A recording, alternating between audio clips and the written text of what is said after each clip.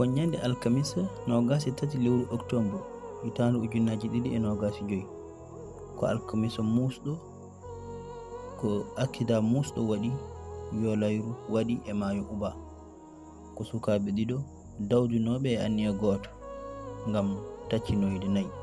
notudoyi jomum en e ñallande wotere ko biyeteɗo Ousmane Ba ɓi Dawuda Ba Ousmane Ba ɓi Bab Dawuda Ba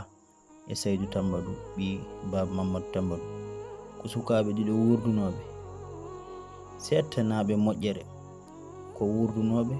kono kadi koye yaruɓe cukagu sabu ɓe ɓurani duuɓi 19 gila alkamisa aɓe jiile koye o beete aset ɓe jiita ɗo woɗɗani tufde Uba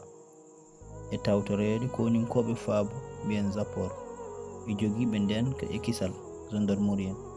koye o beete goskiji ɗi jottina e wuro men teddugo ngo Madina Gounass ko waktuji 15 pawɗi hojomaji 20 ɓe jotti ɗo e armel wuro ngo ko ɗon ɓe juula ɓe cuura yo Allah yurmoɓe yaafoɓe kamɓe e maɓe julɓe kala yo Allah yurmoɓe yaafoɓe sabu alluji alqur'an ɗe ɓe gonno e dow mumen ɗe annabi mo jaam e kisal goni e mum o meeɗi wiide sahabaɓe ɓe beele onon kam oɗon gandi sahudinɓe leñol ngol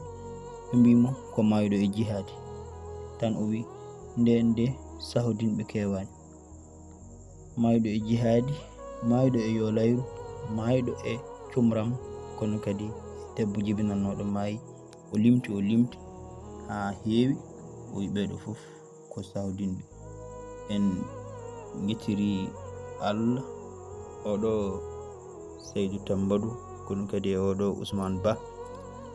koɓe sahudinɓe sukaɓe tokosɓe wurdunoɓe kono kadi ko yadannoɓe kala tuma hande o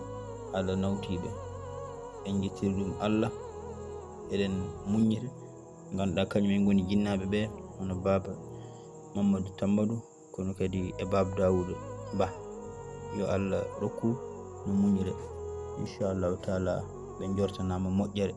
so geno fodi en jafnima bandiraɓe e haala he so tawi wonko ngakki belatino